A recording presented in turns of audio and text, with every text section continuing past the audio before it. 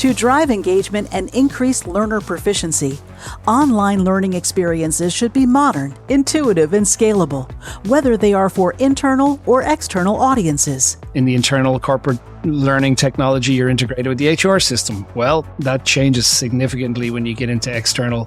You need to be connected to gateways, tax systems. You need to be connected with CRM systems, content management systems. You need to be connected with all of the virtual training tools, certification engines. Their list will sort of go on and on. That's Barry Kelly, CEO and co-founder at Thought Industries.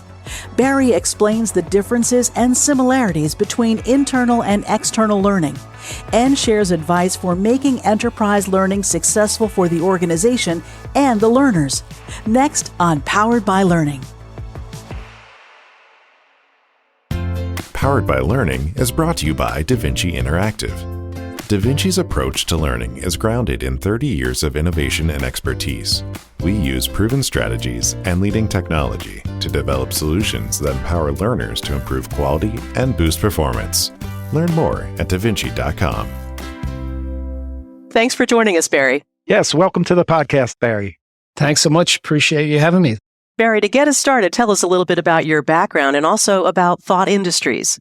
Yeah, thanks so much. My name is Barry Kelly. I'm a co-founder and CEO of Thought Industries. We've been in business for 10 years. We actually celebrated our 10-year anniversary in September this year, which was a really fantastic milestone. Congratulations. Thank you. Yeah, very, it's been a really, really, I suppose rewarding 10 years. I learned a lot. And I think, working in the company that's moved through many, many stages, you're challenged, but ultimately, it's been a really incredible experience over the years. Yeah, just to give you a highlight on the company, we're what we would call an external learning technology company.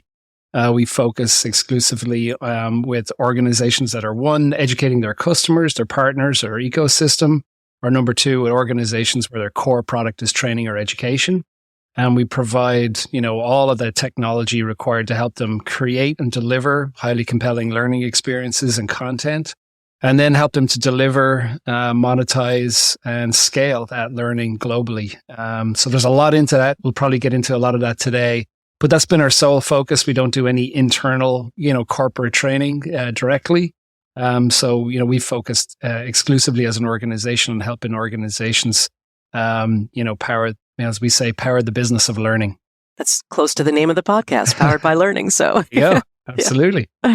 Yeah, excited to talk to you, Barry. Yeah, and congratulations on 10 years. I know you cover an area of corporate learning that's been traditionally referred to as extended enterprise learning, and it kind of seems to be evolving to external learning. And it's been an area that we've been in a lot with DaVinci. A lot of our clients come to us to help solve challenges around delivering external learning. So why don't you take a minute to distinguish between internal learning and external learning? Absolutely.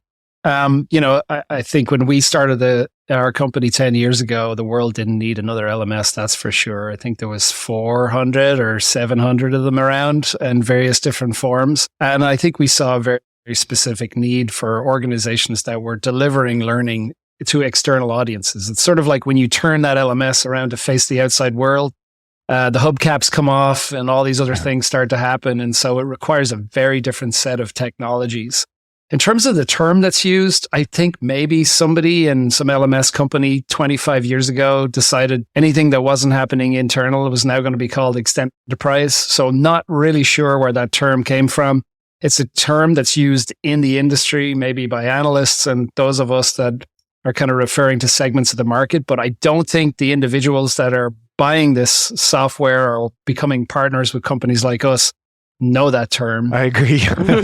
Yeah. So, we don't use it a lot. And I would say, for us, a very simple way of just explaining it is exactly that. This is for learners that are external to the internal corporate organization.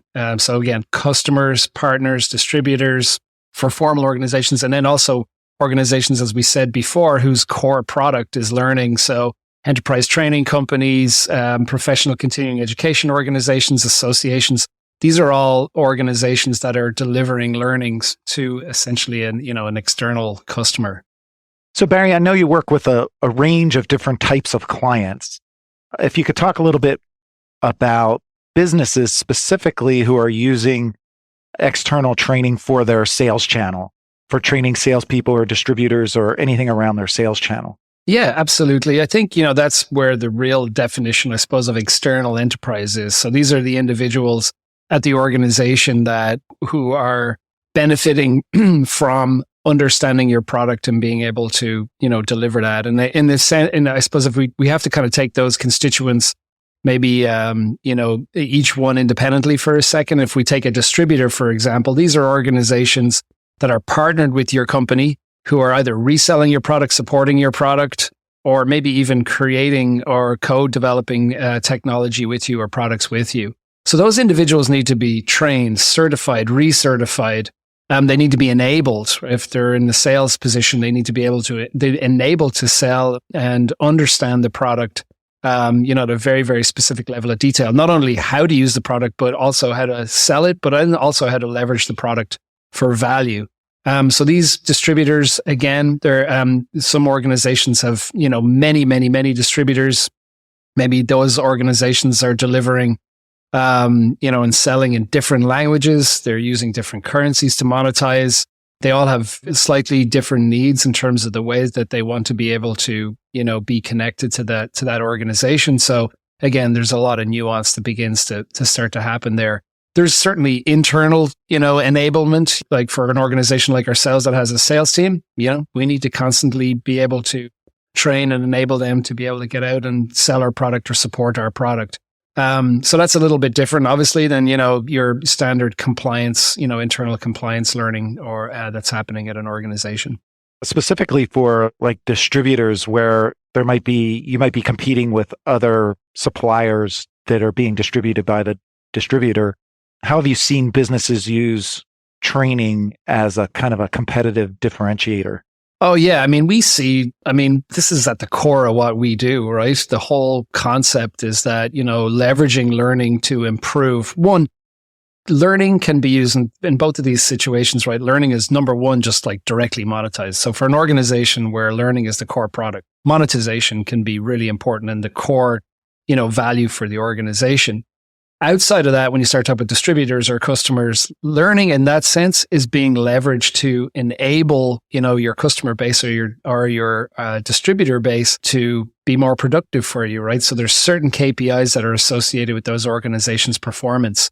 And learning is a critical part of that, whether it's at the beginning of the relationship where they're being onboarded or whether that's like ongoing engagement, where you're trying to help them, be more competitive and do a better job. You're also, there's sort of a two ways, you guys are very familiar with this, but it's an input output, right? So you're getting feedback from the individuals that are engaging in learning. It's going to help you determine their understanding, their proficiency and their performance, around the end goal. So it's a very, very powerful medium that can be used to kind of understand the heartbeat of, how your ecosystem is performing as well. So you mentioned monetization. How do you find that organizations decide whether to offer their training for free or whether to kind of boost sales or whether to charge for it and actually make money? And how do they decide how to go about charging for the training? Yeah, that's an unbelievable question. Probably a 4-hour episode, actually. If we were to get into it, pricing in general and charging and packaging is such a complex thing for any product, right? So again, when you put it in the context of learning, it certainly is no different. I would break it down like this. I think organizations, like we said before, where the core product is learning, and majority of those organizations are doing that, or the majority of their learning will be monetized, right? So if you're licensing, a particular training program into, corporate organizations, right? So maybe you're a leadership training or you're a sales training organization, and you're licensing your content to these corporations, or you're selling direct, right? The sort of a B2C monetization is going to be really important. How you monetize, and we could get into all the different ways that happens. That, it's pretty set in stone. These organizations are in business of building high margin learning business. So they're looking at pricing, the competitive forces. They're looking at the value of the product, the value of the outcomes. And so all that stuff is working. So that sort of works that way. When you start to think about the corporation, and the organizations that are leveraging learning, to impact other business metrics. So they may be using it to impact time to value as a new customer coming on board. They may be using it to get better product engagement or the adoption of new products. They may be using it to bolster lifetime value. They may be using it as a marketing strategy, right? They may be out generating leads by putting learning content into the universe. At a certain point, organizations can continue on that path because they're getting the value out of it, or they may decide at a certain point. We see this a lot with organizations, software companies, manufacturers, where they begin to consider monetization being another opportunity to sort of build a P&L. I would say in the software context, software companies in growth mode are using learning to grow their KPIs, improve net retention, improve retention rates, improve time to value. When they move into profitability and EBITDA world, they're like, where else can we find some revenue? They may begin to start to look at, monetizing revenue or monetizing training, monetizing certification programs, those types of things. So yeah, it's a fascinating whole concept, and we could start to get into some of the fundamentals of pricing, but that, as I said, that'd be another 4 hours. But no, it's an area where I'm really passionate about.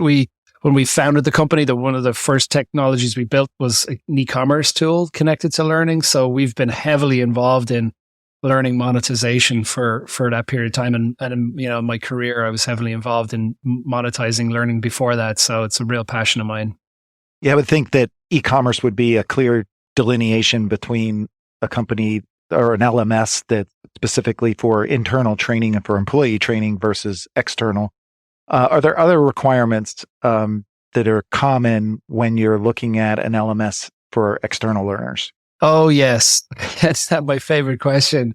I could go on about this for hours as well. I mean, I think the reason why Thought Industries exists is specifically because of that, right? I mean, I was in the shoes as an individual leading a learning organization inside a corporate organization and looking to find ways to find the right technologies to help me build a learning product, monetize it, get it to scale. And everything I looked at in the market at the time was designed to be, sort of a point solution for internal training. So when you start to think about where these things diverge, there's a lot of areas. I think, as you mentioned, number one, commerce. If you're in monetization, not everyone does it, but it's a clear area. It's important. That's a complex piece of technology and logic in and around monetizing anything, right? Whether you're selling sneakers or learning, learning is no different, right? So commerce tools, people are looking to optimize the selling movements of their organization, helping to improve conversion rates and checkout flows and subscriptions and all those other types of things. So that's a place where we see a lot of difference. The integrations of external learning is very different. So in the internal corporate learning technology, you're integrated with the HR system. Well, that changes significantly when you get into external. You need to be connected to, as we mentioned, gateways, tax systems. You need to be connected with CRM systems, content management systems. You need to be connected with all of the virtual training tools, certification engines. Their list will sort of go on and on. We integrate with, customer support software, Zendesk, for example, right? Because that's an important part of the ecosystem for our customers. So you have a much more, real long tail of critical integrations that are important for people when, again, you point the learning externally. I think other areas really important are kind of the front end mechanism of a website, right? So with internal learning, there's just a dashboard. You turn up, you click your course, you go. With external learning, you need to be able to merchandise, deliver, create catalogs of content, promote content, also give people lots of options for registrations, coupons, all the ways that they enter and find content. That becomes really, really different. And a whole host of other things. We get involved in multi-tenancy, so content licensing, content syndication. Just the very fact that, when you're dealing with the external world, our customers are selling, monetizing, and delivering learning 24/7, 365. Millions and millions of concurrent users at any minute in time. If you're doing an internal learning program and it goes down for a half hour in the afternoon, well, no biggie. Your employees will come back in an hour and hop up. That's not going to happen when 7 million people are entering, buying credentials. So the infrastructure, the scale, the security of all of this information has to be incredibly robust. And then I suppose the last part is reporting.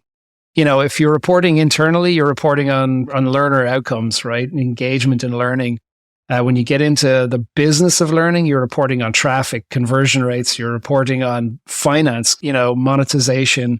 You have to provide insights. There's a whole host and a much more vast business intelligence that's required to give people the information they need to run the business. So it is very significant. And I will say, in our market, there's been plenty of what I would call generalist learning management systems. It's, we can do customer education or extended enterprise. They find out very, very quickly that when the organizations really begin to scale, that becomes very, very difficult to serve.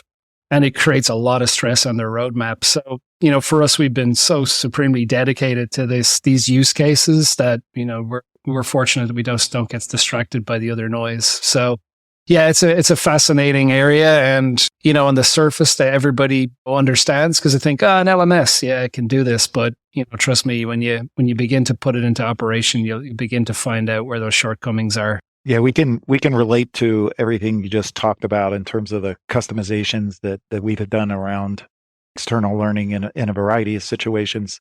So, and I think the other area that we see is kind of the importance of brand, and the learning experience becomes elevated in a lot of ways when you're creating training that's gone through your sales channel or going straight to customers, or it's, designed to be a differentiator in the marketplace. Can you talk about how important that is, brand and the quality of the learning experience and really the whole user experience through the LMS? Yeah. Yeah, I appreciate you bringing that up, because it is, something that certain times can be overlooked. I know when we started the company, like, sort of brand customization for an LMS was like, put your logo up in the top right and, just deal with everything else that's there.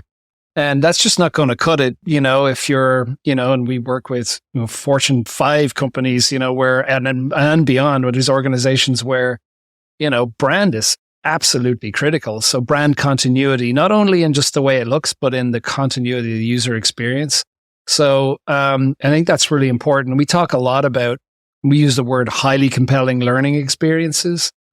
Honestly, we just got through compliance training at our company, and, you just got to muscle on through. End of story, right? That's your job. And I certainly learned a lot along the way. But when you are providing content to your customers, out into an ecosystem where you're monetizing learning, the quality of that product is so, so critical. And it's got to be reflective. It has such a reflection on your brand. And in these cases, all of our customers exclusively are developing their own IP, right? Because they either are the owner of a training product or training philosophy, or they're training their customers on their own products. So it's really important that brand continuity is in every single pixel, from from finding content to the dashboard and how we personalize and target content to individuals, to the experience that they have.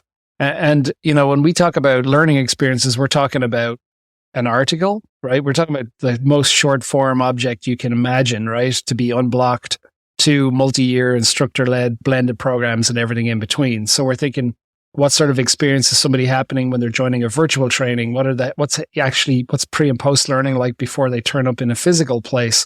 What's the online experience? What's a micro learning experience? What's a video like? All of those things are going to be reflections of your brand. And so that becomes incredibly important. Barry, many of our listeners might design and develop learning experiences and may be interested in moving from employee training to external training.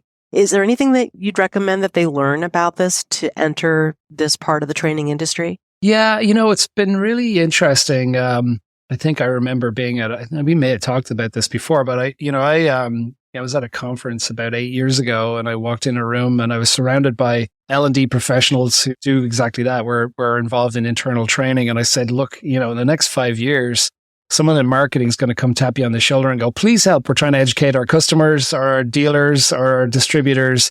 And we're not sure what to do. And we've seen, a lot of individuals kind of move around the organization. I will say one thing that has not changed is that it's very rare for you to see someone that's kind of sitting on both sides, right? It's actually probably non-existent that someone that is in the internal L&D team is working on the external learner at all or ever. So I think, number one is you kind of want to make a decision where you want to be. I think when I think about it like this, all the fundamentals are there. Like, instructional design and content creation is such a critical part of this. It's actually the product, right? So, we're always on the quest to find the people that are creating the best learning experiences and the best products. And, if you have those particular skills, they are all very, very transferable. I think the part that needs to be learned is really understanding the distribution and the delivery. Yeah, the scale of it all. The scale, that changes. And being really receptive to the data that's coming back at you, the iteration. When they're, and not to use the word, go back to monetization again, but like when there's something really important on the line, and not that the internal learner isn't, but like when there is an agreement between an organization and an individual, whether they've purchased this learning or they need this learning in order to be able to get business value, you have to move very, very quickly to make sure that you have those impacts. And you also, the budgets, that are deployed to these types of organizations, can grow very, very quickly and aggressively, or they can be retracted if you're not getting the value. So really understanding that. I think the other thing is to be really in tune with this company's strategy at the time. I get asked this question all the time from people in the industry. What should we be doing and where should we be focused? And should I be focused on onboarding or should I be doing this and that and the other? The true fact is that you have to be so attuned to the strategy of the company at the time. Understand what the annual goal is, the quarterly goals are, if there's OKRs or another type of management framework. Be attuned to that and figure out how learning is going to have an impact on those particular metrics. That's how organizations focused on the external learner become so vital and so critical to the organization. So that would be my suggestion for everybody. But again, we've seen people in the organizations either come from customer success, customer experience. Sometimes they're product managers that get really interested in the learning side of things, or they've come from some internal L&D or organization to transition, and everyone that we've seen performs incredibly well. So it's a great if you're looking for a change or you're looking to learn some new skills or a new way to do things, it's certainly a growing area of focus in the industry. Good advice. Yeah. Yes. Switching gears a little, Barry, could you tell us a little bit about Thought Industries Academy? What is it and where does it fit in your overall LMS solution? Yeah, so obviously we've been talking about our technology for a while, and it is again has all the tools we've been talking about: the ability to create content, the ability to deliver, customize, multi-tenant, monetize if you want, report, integrate. So all of those components are there, but we also have to educate our own customers who use our product and are being onboarded to our product. And so we've built our own internal academy on our own technology. In fact, last year we released a product called Helium, which is our headless learning management infrastructure and technology, which allows you to fully customize any front-end learning experience in any shape or form. And so we've built, our academy on Helium so that we can create a highly customized experience. And that academy is also it's embedded in our software application as well. So you can click a little drawer and it slides out and you can engage in learning content right there and then. We look across the customer life cycle. We use our academy to help people get them unblocked if they have a problem. We help them get onboarded. We help them get certified. We help them with all the new features that are getting rolled out. And we have a whole host of different types of programming that's happening, on-demand programming. We have office hours weeks, which is a cool way for our teams, our customers to come and meet the experts at our company. And they throw up a whole bunch of use cases and we unpack those and we archive all those and videos. And then we're creating all sorts of other stuff along the way. So yeah, it's a critical part of our business, much like anybody else's. It's great. It's a model for your customers in the sense that I hope so. You've actually created that solution for yourselves. Yeah, great. Yeah, I know Thought Industries does a state of external learning report, and you did one fairly recently. What are some of the insights and trends that you see in that latest report? it's been as a software company, we're very fortunate that, we're able to do this. I think, as an individual in this industry, there's been times where I've been fumbling around for information that's more curated and specific to, what we're doing. There's a handful of really fantastic analysts out there that cover this. John Lay in particular, Craig Weiss, and a handful of others. There's also Adam and Dave at the CE Labs that cover customer education. And so these are individuals that sort of understand the market really well. But for us, we about 2.5 years ago established what we call the learning strategies team at our company, so that we could kind of fill in the gaps, right? We could do the research we needed to help inform product development, to help us bring more specific best practices to the market, so that individuals and our customers could leverage that.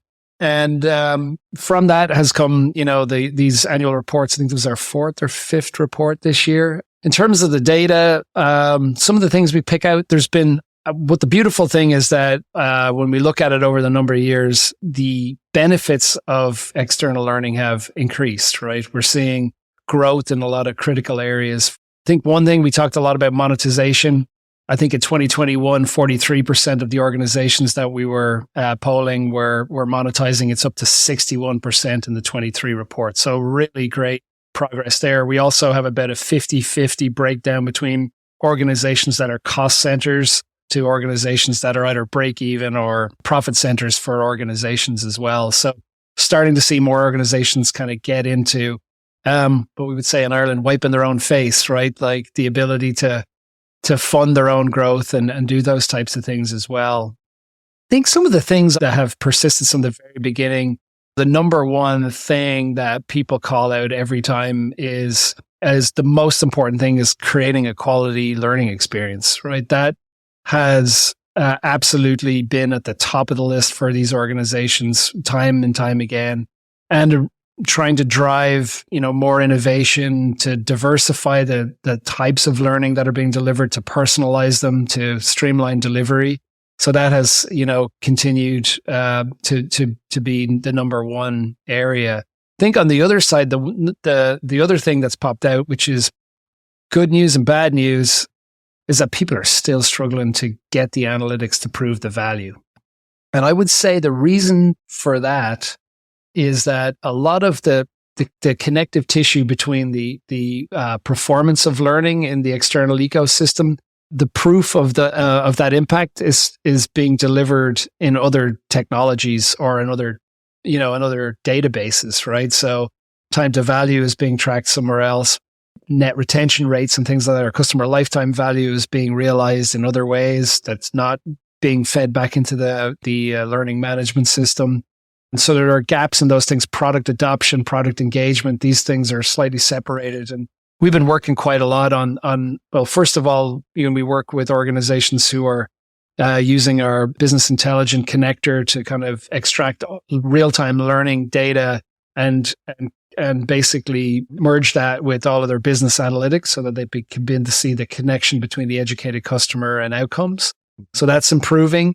But I think overall, these organizations still continue to struggle with how do they measure the impact. They know it's working, but what does that roll up look like for the C-suite when you're getting there? So those are some of the things that have popped out along the way, but certainly we're getting a lot more visibility and there's a lot more information and data in the market with regards to the kind of external use cases, which is good news. Yeah, we hear that from just about every guest on Powered by Learning, that measurement and data are definite challenges for them. And it's always like we're working on it. It's not like that's a project that's ever done. For sure. I guess talk a little bit about 2024. What kind of things do you see evolving, and how do you need to evolve as thought industries to kind of meet those evolutions that you see? It's got to be the most exciting time to be in this industry ever. I'm not just, could I say that every year? Of course I could. But I'm going to, we're about to have, there's going to be a step change like no other. I mean, we're about to be disrupted positively in the most significant way in the history of this industry. So not to be controversial, but it's coming. I think, there's a lot of this conversation is centered around AI, and I think it's going to have a large part to do with some of this stuff for sure. Absolutely. But I think I was talking a little bit about this. We do a conference every year called Cognition, and part of my keynote, we were talking a little bit about, how these natural language models and, how OpenAI is really creating a whole stream of technology that's going to help us do very, very new things. The ability to communicate with an interface, or there's technology in everything, right? I think there's chips in clothing now, right? So with the natural language communication, we're going to be able to tell products what to do with our voice, with our commands. What we start to see is user interface, the importance of user interface beginning to erode, right? Because the instructions to get an outcome are going to be basically commands from humans, right? So when you start to think about that, you have to learn less about how to operate a piece of software. You can tell it what to do and it can understand what you're asking it to do. Well, then it can also execute the task, right? So we're going to start to see that change.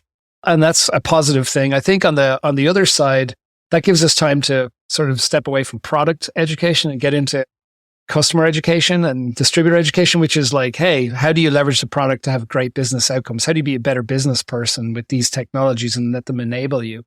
I think the other thing is that, which I'm most excited about too, is obviously content creation. We're already building AI into our product, and we're able to write courses and write paragraphs and make images and get insights like literally with these commands. It's incredible what's possible.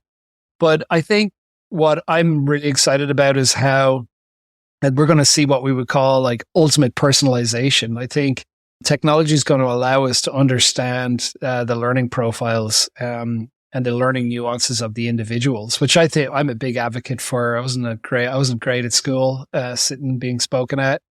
So, I think I've got a very, very particular learning style that works well for me. And again, like if technology is truly understanding us, what it is going to, right? These machines learn real quick. It's going to help me understand when to learn, how to learn in the moment of need in a much more powerful way than I ever did before. And so we're going to see lots of learning aids and tools. We're going to see content and delivery of learning experiences be totally dynamic to the way that individuals interact with them. So, I mean, and I'm not talking about, 2029 here. We're talking like 18 months, right? That stuff is changing. We're already seeing it in video, it's blown my mind. Synthesia are doing some incredible stuff. Bongo, VDA, all these companies are doing these incredible things with AI, which, and I think my message, I suppose, to all of those in the industry going, hey, where are we going to be cut out of the loop here in terms of, learning content creation? I think that never goes away. I think curation is so important. I think I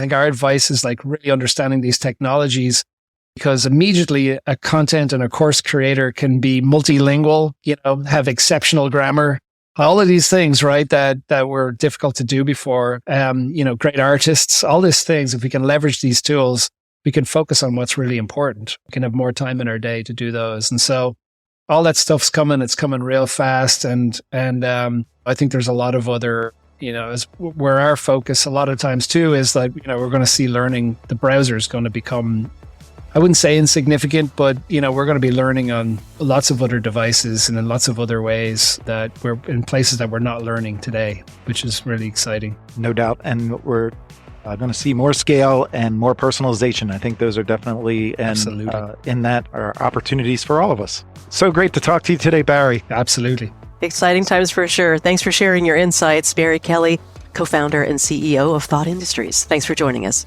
Appreciate it. Thank you, guys.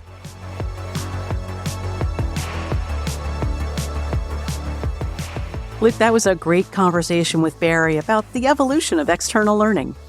Yeah, it was really good to have a guest who focuses exclusively on external learning. There really are a lot of differences when you're either developing learning solutions for employees versus developing learning solutions for organizations. They have the organizational learning could be for customers or for vendors or distributors or association members. And then you have all kinds of different opportunities like e-commerce and customer relationship management, CRM, different kinds of registration and membership requirements. There seems to be like more APIs and external integrations. You have tech support and customer service. The list goes on about different variables that you have with external learning versus training for employees. And I know a lot of our work at DaVinci is for external learners. And we see higher expectations for the learning experiences we develop for them and more branding and marketing considerations, which of course we welcome.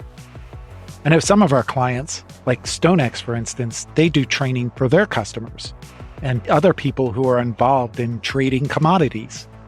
We also have like PAVTN, who focuses on training for law enforcement officers.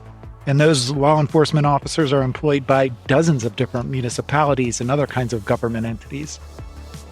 And we have SCORE, and they're educating volunteer mentors for small business owners. And even Constellation Brands, they provide education to servers in restaurants who recommend their wines to customers. So you have different requirements, different opportunities with external learners, and everything that's involved with all those organizations. So it was really great to talk with Barry about Thought Industries and their solutions, which of course are totally focused for the learning leaders who are focused on external learning. There's certainly a lot to think about, a lot that goes into that external learning, but also some nice similarities to internal learning as well. Absolutely. Well, thanks, Luke. And special thanks to our guest, Barry Kelly, CEO and co-founder of Thought Industries. If you have an idea for a topic or a guest, please send us a note at poweredbylearning@davinci.com. And don't forget to subscribe to Powered by Learning wherever you listen to your podcasts.